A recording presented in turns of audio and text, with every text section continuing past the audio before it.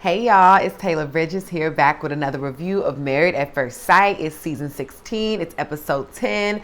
The episode is titled Love is Up in the Air. Please like, comment, subscribe, give me something. Please.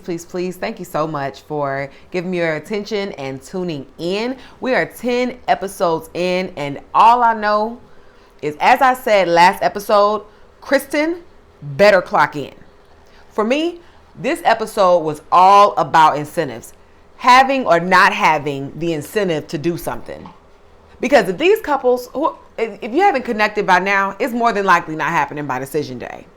So we're with Clint and Gina. Clint says he and Gina are in a good space for the most part, but it's fairly surface level. He wants to dig deeper into who she is.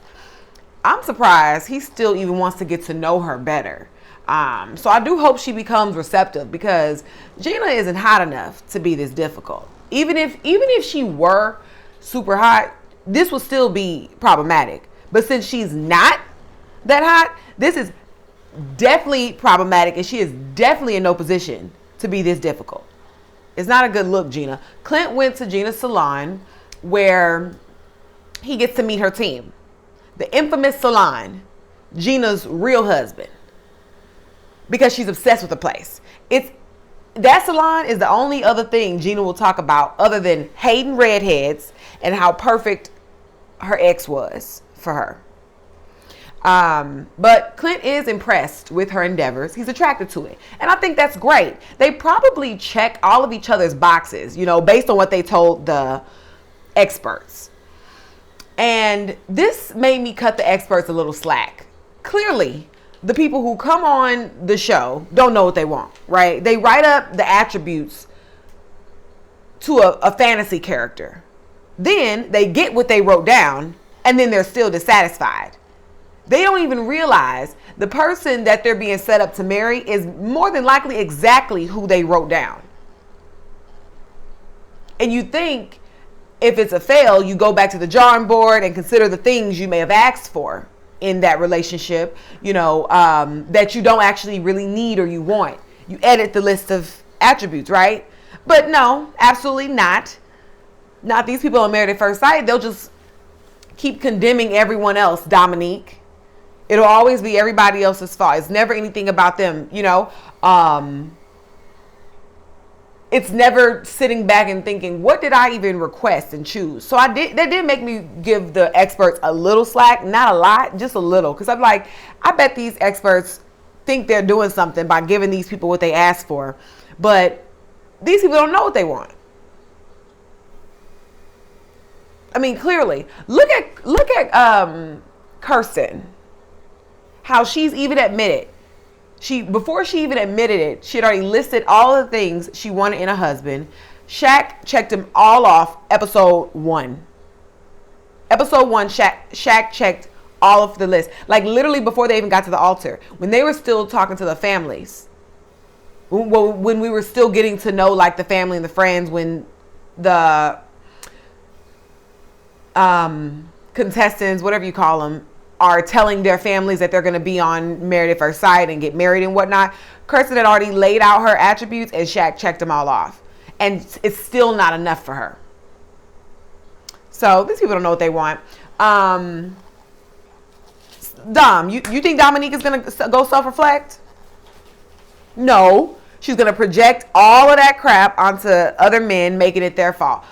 None of what occurred on this show will warrant any accountability or introspection at all from Dominique. I can bet on it.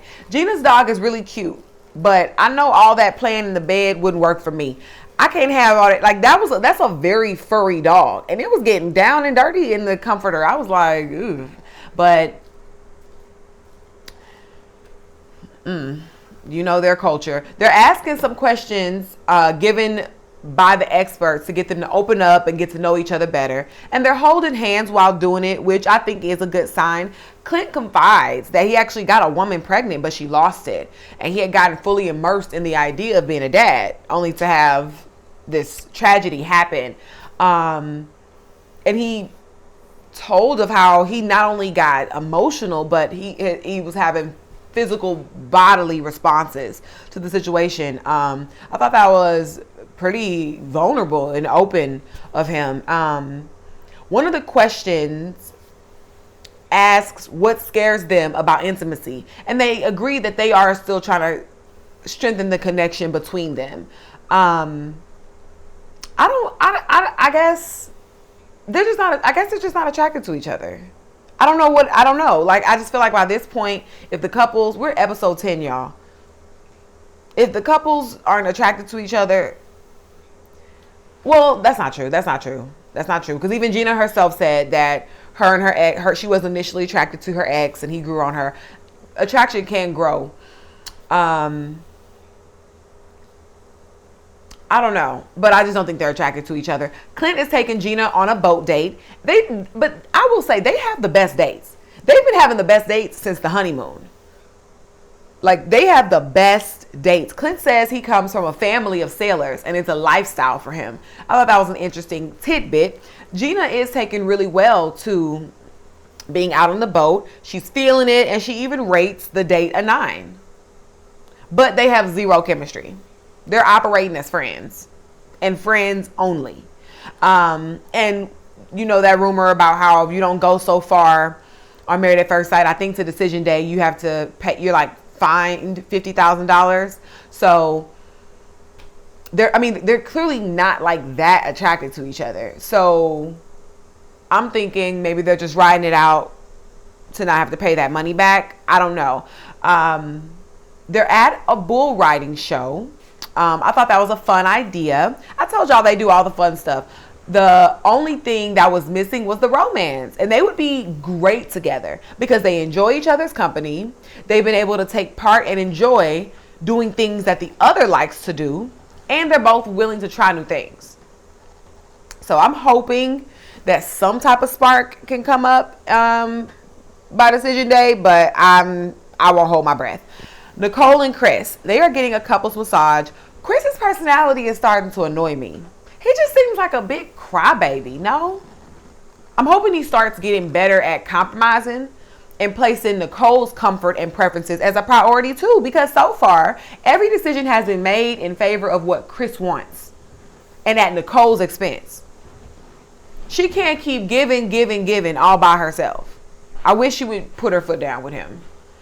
They're getting food and drinks together at a very interesting kind of spot. The drink that she ordered was like a whole thing. But I think I'm done with those presentation drinks like that, because for my birthday, I got a drink that was like in this like glass thing. But it's like once you take it out, the experience is over. Like you pay all this money for the experience, but it's like, it's not like a lasting experience. It's like done. And then they got to come take it from the table and you just enjoy the rest of your cocktail. Well, I could have just ordered a lemon drop and just kept it and called it a day. But Nicole wants to discuss the love conversation. And I'm thinking, what is her obsession with them being in love with each other so soon? She keeps asking him about it. She keeps joking about it. Like, relax. It has been 22 days. Chris is grown. If and when he knows he loves you, he will voice it. And based on Nicole's personality, I am super sure that Chris knows that Nicole will take it very well if he told her he loved her any second now. I think she's overthinking it. And Nicole, if you're confident that you love him, tell him. But Chris is absolutely right. Once you tell someone you love them, you can't really take it back. So Nicole needs to take a chill pill and have some patience. Chris and Nicole both express their willingness to keep themselves up physically for the other, despite their own insecurities. And this is pretty simple for them, though, because they're already attracted to each other. So they don't really have to convince themselves to like each other, which is great. I wish we had at least one more couple on the show that felt the same. Like, none of the couples have mutual attraction except for Nicole and Chris. That does not make for a very interesting season, you know? Like, that's not cool. One thing I will say, I did give those experts credit for probably giving people what they want on paper, but I actually have to take some of that credit back, because I know for a fact that they give the experts, well, you know what? Maybe not. Maybe I have to keep giving them credit. I was about to say they don't give them what they asked for physically, but I think they do. Remember with Alexis, she wanted a tall dude. So they was like, F it. What's his name? Justin. There you go. You said you wanted tall, sis. Like, I don't know. I got to think about that for a second. Maybe they do just physically and character-wise. Maybe they do give them exactly what they asked for. I don't know. Chris mentions how he was asked about Nicole's appearance. I'm assuming from the producers and or the experts. And he wanted to be transparent about what he said to Nicole, what he said about Nicole to them to avoid any confusion and any type of argument, right? He said, and they replayed the scene, Nicole is a bit thicker than what he would typically go for, but not in a bad way. He says thick is athletic and it's sexy. Nicole says it's jarring to hear something that could be perceived as offensive, and that basically women can call themselves thick, but men can't. And I think that's dumb. It can be perceived however by whoever. But now that you have full context, Nicole, you see he's not meaning to be disrespectful to you. The man was asked about his attraction to her. And where was the outrage for Gina when she kept criticizing Clint's looks? Not in a positive way. Not meant in a positive way at all. Like there was no confusion about that. Chris he didn't say anything disrespectful in my opinion. And what is she even talking about that it's different for him to call her, it's different for him to call her thick even though she calls herself thick? Like he has eyes and he can have an opinion, especially when he's asked. I don't see what the big deal is. All I see is Nicole projecting her insecurities on Chris. So either the ladies need to have the same energy for Chris, which they'll be wrong for doing, but either they need to give him the same energy that they gave Clint, or they need to give Clint an apology. For real. I'm genuinely confused as to how she's not hurt about calling herself something, but uncomfortable with somebody else calling her that. Kristen and Shaq. Kristen is speaking to her friend on FaceTime. She's being all fake excited and happy about the relationship. But she says Shaq's work schedule hinders the amount of time they have together. Thus, hinders them from growing closer. And I think that's a constructive critique. I can get with it. And I believe it. I believe that he works a lot. Initially, I was prepared to be like, okay, she just wants to make an excuse for any time. You know, she wants to make an excuse to avoid getting closer and all of that. But we do know how devoted Shaq is to his career. So, and I do agree with Kirsten's friend. Shaq has to make the time for his wife because when the experts come back and ask how are things going with them and whether they've implemented any sort of physical intimacy into the relationship, Shaq, you're going to hold some of the fault as to why y'all are not. Not a lot of it, because the majority of it is that Kirsten's not attracted to you and does not plan on doing anything with you. But a small portion of that is also the fact that you are working a lot and probably spending a lot of time working. But I was also thinking Shaq is probably putting more energy into work since the energy he might have been giving Kirsten wasn't really getting him anywhere. That's a theory I had too. Kirsten asked Shaq if he's been in love before and how he knew he was in love. He said yes, he'd been in love and he knew because the lady took time with him. The lady was patient despite him having a lot going on. And I don't know if that was a complete answer. Shouldn't the answer be directed at that person? Like that sounds like something the ex would use as to how she knew she was in love with Shaq. You know? Like I knew I was in love with Shaq. Like for instance, it would make more sense if Shaq said, I knew I was in love with her because I gave her more grace and patience than I ever have because she was incredibly busy during a period of time and it was really rough on our communication and our quality time, but I waited it out. I was patient with her. I supported her. That's how I knew I was in love. That would make sense.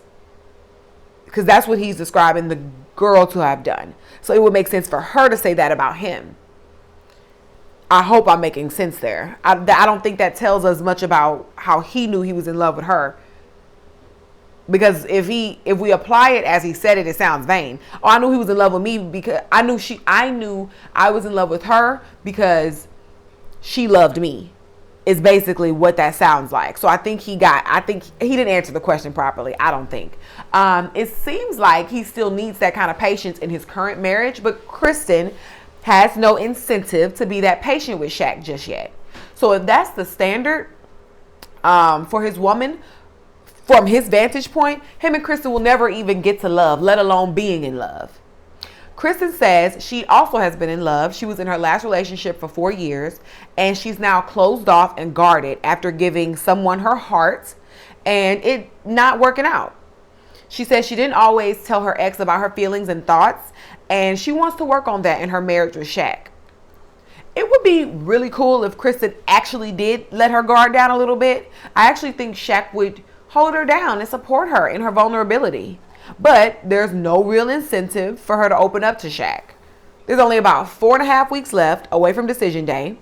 It seems like she has to even work herself up to even participate. That's why, to me, she comes off so disingenuous. It sounds like she has to get herself together. Like, okay, let me get my acting mode on. Okay, and action. Yeah. It just takes a little time, but me and my husband, I'm going to be with him forever. It seems like she has to work herself up to even participate.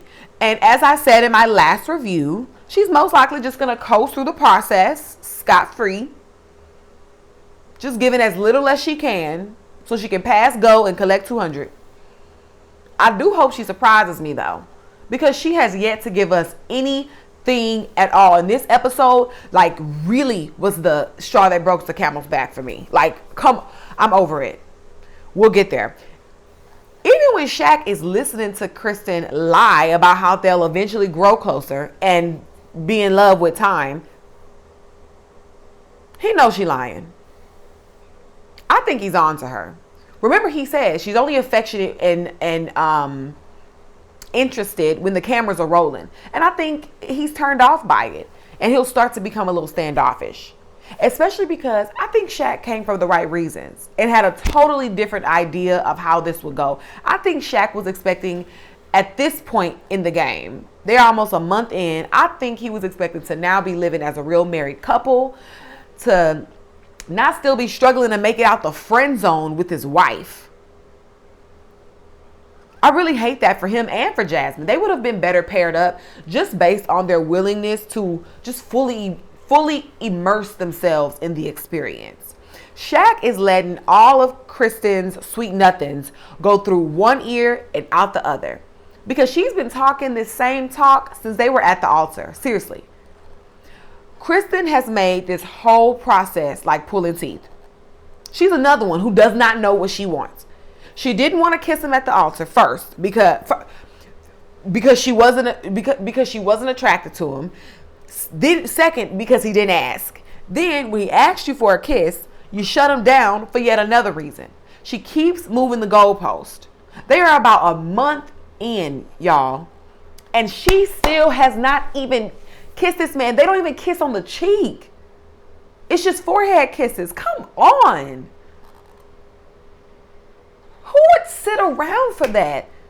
At every turn, it's an excuse. That's it. Only excuses. Never any noticeable behavioral changes. No constructive criticism about what he can do to improve to get this man a kiss. What a man got to do around here to get a kiss on the cheek, at least?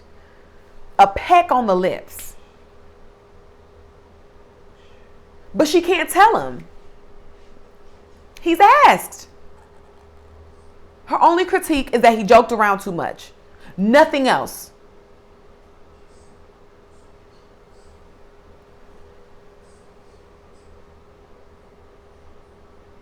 Him working too much is only a valid excuse in theory.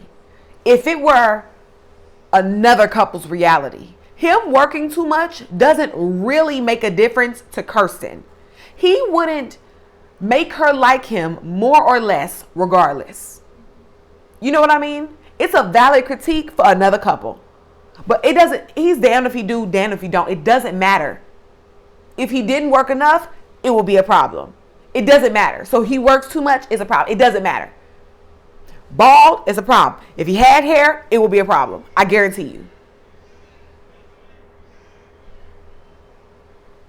Everything, it doesn't matter. She doesn't like him. She's going to keep moving the goalposts. She's going to continue to move the standard. I think he's already getting to that point of, you know what? Don't even worry about it. Forget it. Forget about the marriage. Forget I even asked. Forget it. There's no reason why this woman hasn't given Shaq, her husband, any affection.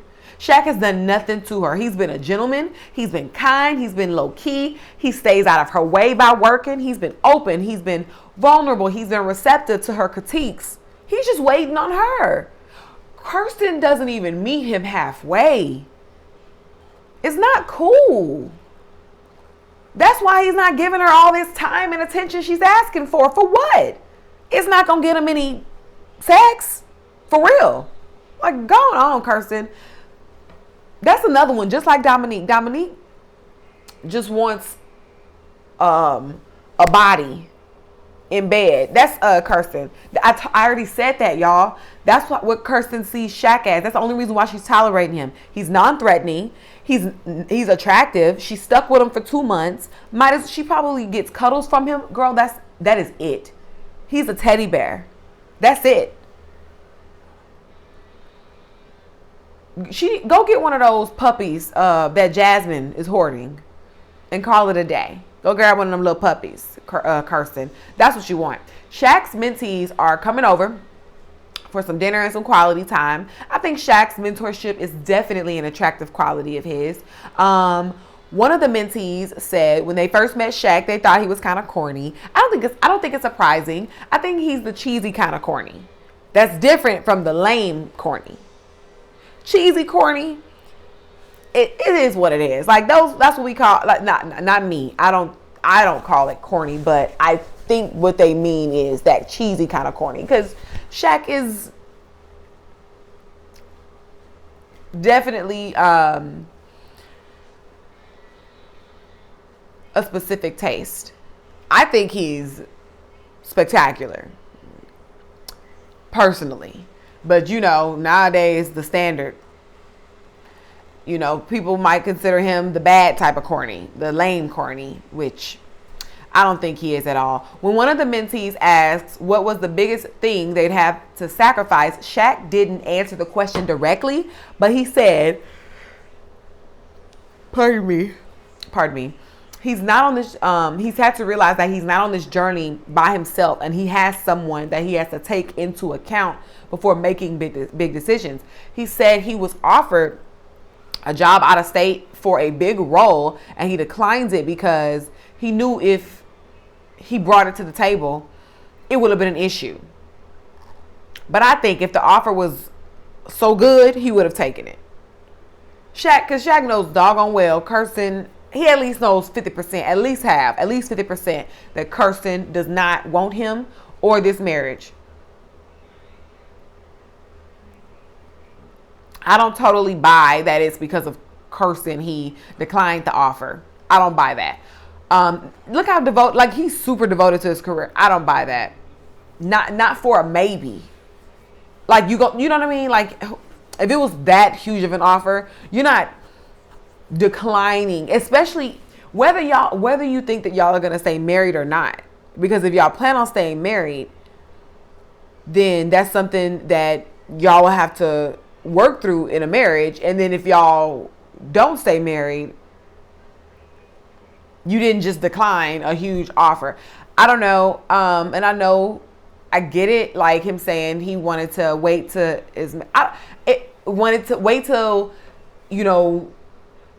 focus on his marriage. First and foremost, before take that. But I don't believe the offer was worth it. Period.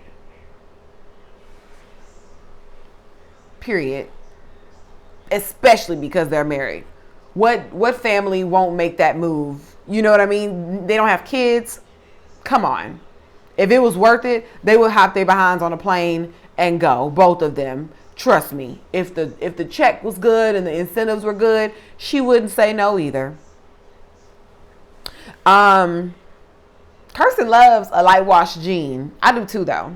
I think she picked some good jeans out. Shaq says he believes he can fall in love with his wife before decision day.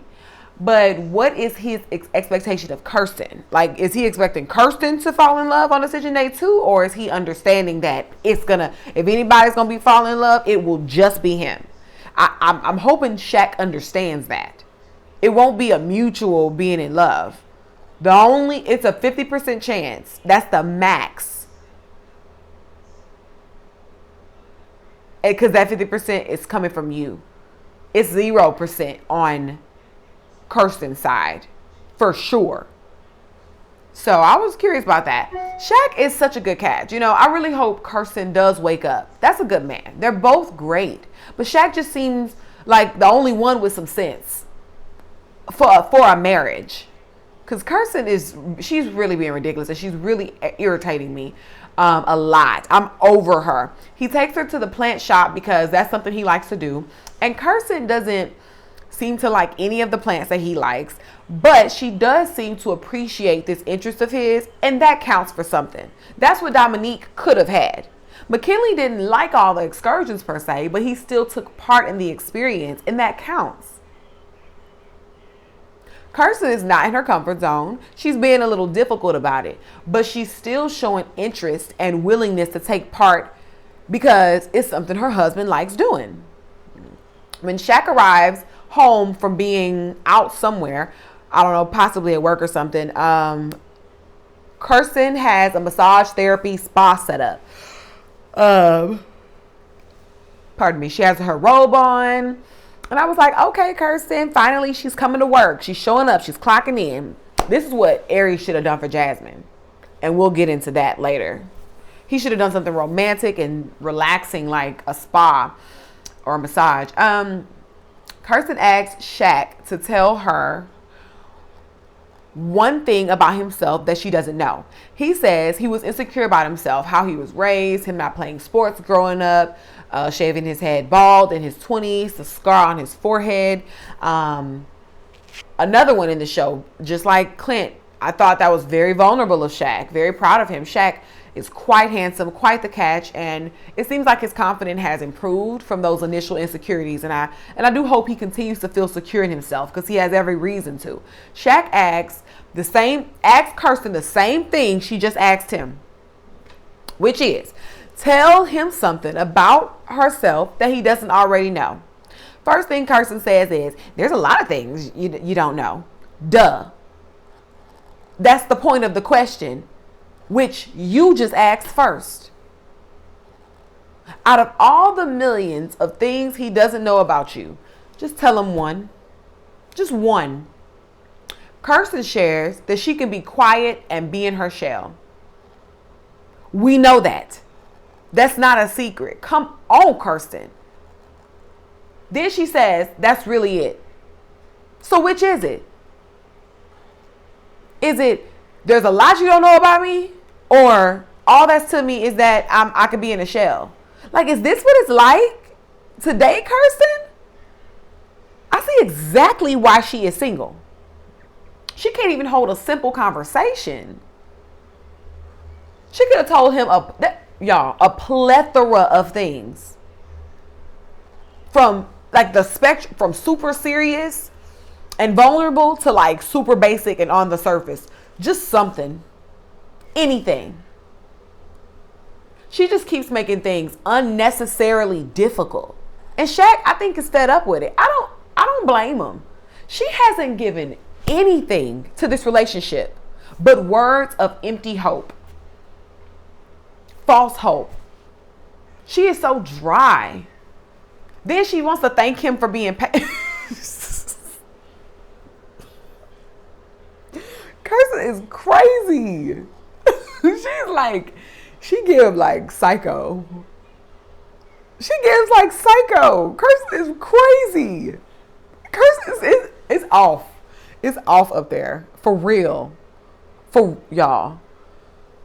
Gonna thank him for being patient with her. What is he being patient for? To what avail? To achieve what? Kirsten is impossible. She couldn't even answer just anything. She could have told him about her first pet as a child. She could have made up something. When she was 5, she said the goldfish died, but really she flushed it. Like literally anything. Her moon sign. Her rising. That's super unattractive, Kirsten. I really wish they paired Shaq and Jasmine together. Even if they're not the most compatible, they would have at least given an honest effort to each other, I believe. It's not fair for these eligible people to be paired with people who are completely emotionally unavailable. Kirsten, Aries. It's actually kind of insulting to blatantly deny your partner of yourself. Like, even if I don't even, sexual could be in this conversation, but if I could take that out the conversation, just like emotionally, like he's the only one putting himself out there. And she's just sitting there nodding her head, taking all the tea in. Taking, but not giving anything, not giving of herself emotionally at all. That's super, I think that's insulting, in my opinion. Kirsten, I'm done. I'm over her. I'm done. Kirsten is gonna, y'all, we are 10 episodes in. Next episode is their month anniversary. Then they have one more month. Kirsten's going to do what Jasmina did. This circular, this cat and mouse to get to the end. And it'll be no shocker when she says no on decision day. And then by the time we get to the reunion, they'll have not talked since decision day. Watch. She's going to completely check out, go ghost, move on with her life. Kirsten, please, I'm over her. Aries has fell ill, y'all. Oh my God. Let me drink some water. Hold on. Because I got something to say about Aries behind. Let me adjust. Y'all. Aries has fell ill with the vid. And he has the audacity to rate Jasmine's caretaker / nursing skills a 7.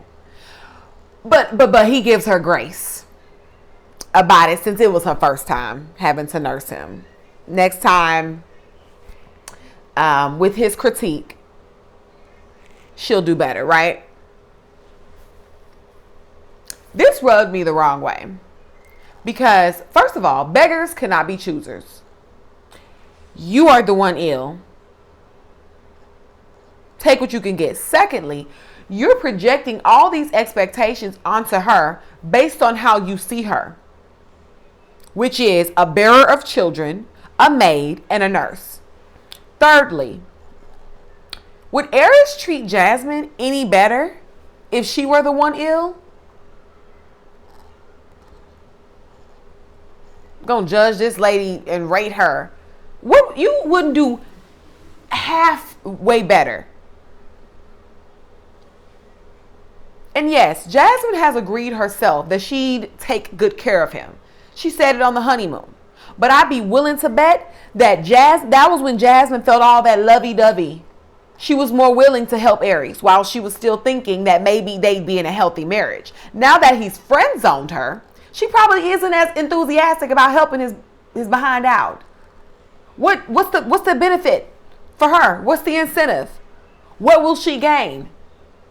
It won't make him be more physically into her. It won't make him want to actually stay married to her.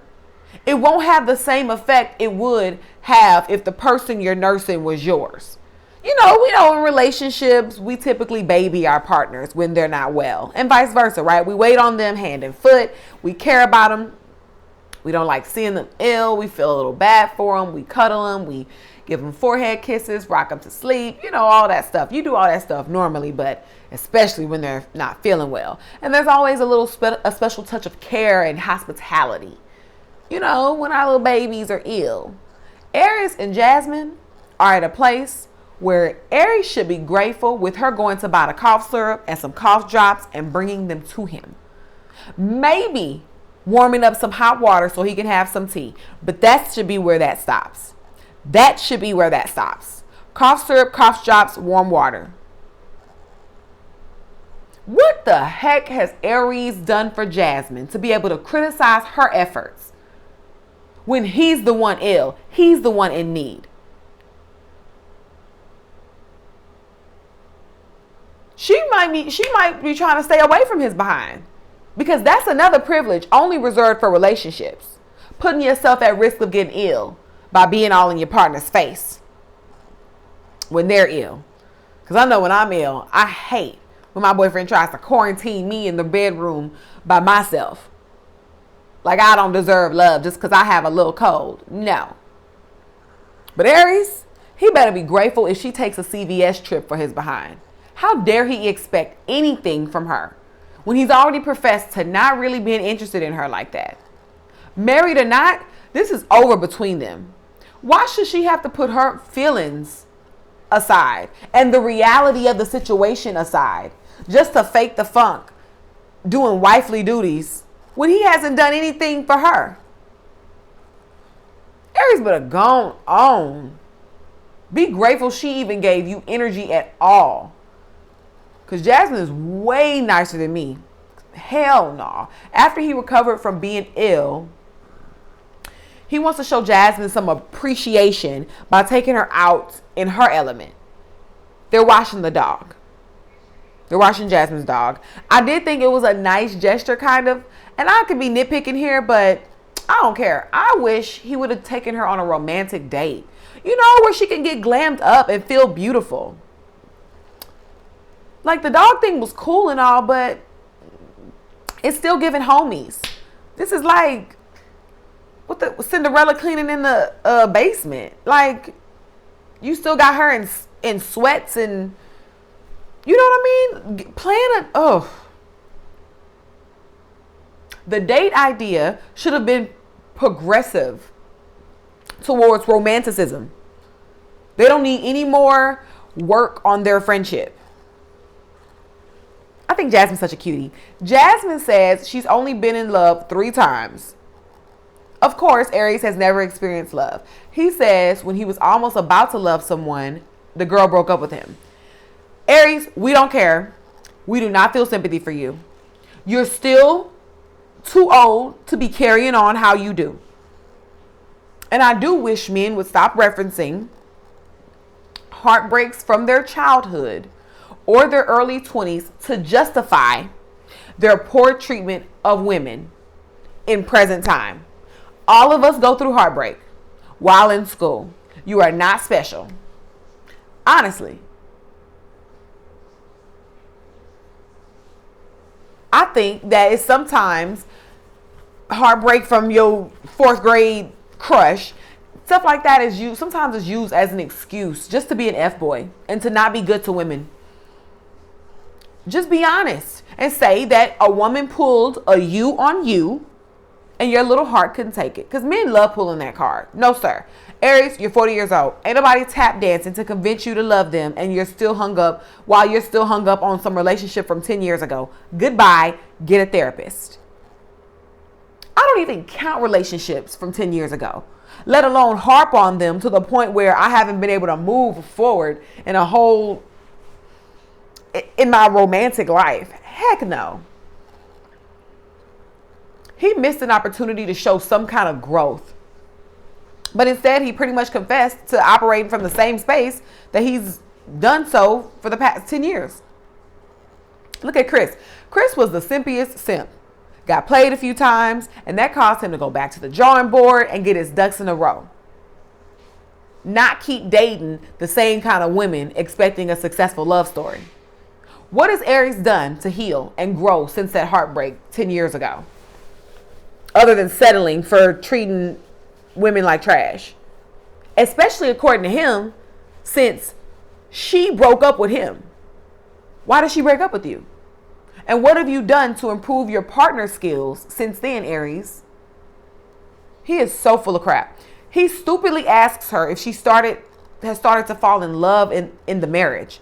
And what the F do you think, Aries? You think telling her how non-attracted to her you are is budding some fiery romance that's causing her to be head over heels? Like, you haven't even taken her out on a date. You took her to wash her dog. He hasn't cooked dinner in the house, lit a candle, poured a glass of wine. He's done nothing. Why the F would she be remotely close to falling in love with you, Aries? Aries gives me the vibes that he thinks his penis is enough. That's probably all he has to offer. A clean, furnished place and penis. No sense of romanticism. No iota of a personality. No vibes. You can already tell he's a nightmare to text because he's dry as I don't know what. He's probably been getting by and getting what he wants, which is vagina, from women easily over the past 10 years without having to offer more. So that's why he probably keeps messing it up with quality women. Jasmine says she's not there yet with him. No, fool, she ain't no falling in love with you. She definitely is not falling in love with you. Why would he even ask her that, knowing that if she asked him, what about you?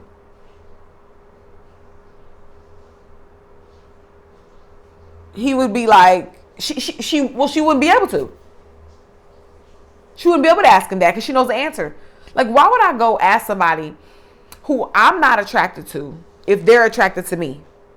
Are you attracted to me? And then they say, yes. Are you attracted to me? And I'm like, no. Okay. Okay. What are you, it's awkward. What are you asking for? Why would Aries care whether Jasmine was falling in love with him or not? He doesn't even like her. What does he care?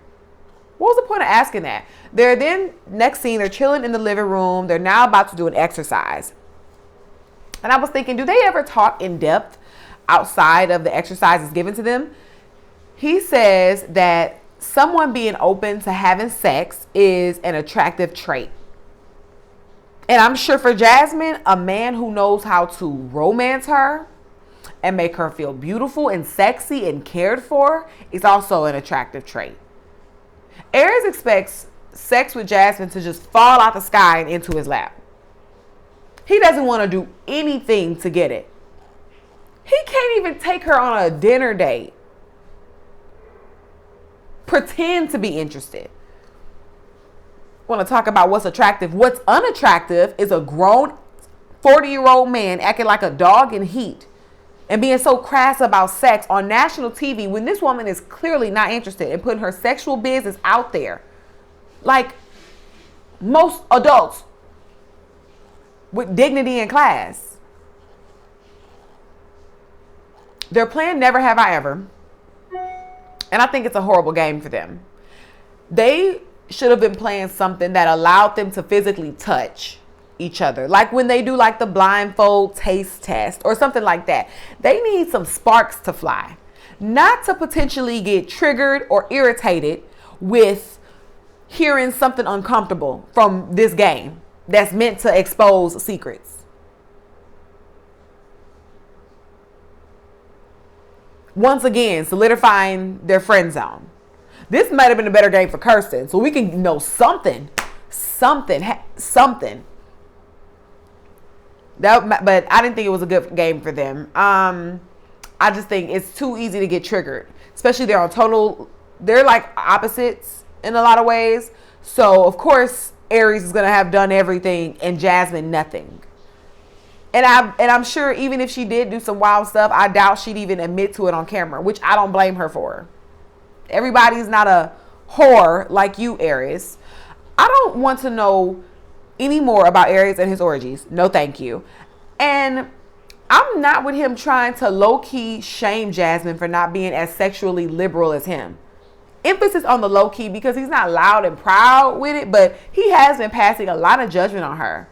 he's been passing judgment on her since the beginning. That's how you know he doesn't like her. He's been nitpicking, just like Dominique did McKinley. I said it, y'all. I said it. When we start nitpicking on somebody, every little thing they do irritates us. When we get to that point, we don't like them. Aries never liked Jasmine. Remember, he was nitpicking and teasing her about the bacon? He mentioned it 2-3 times. Nitpicking.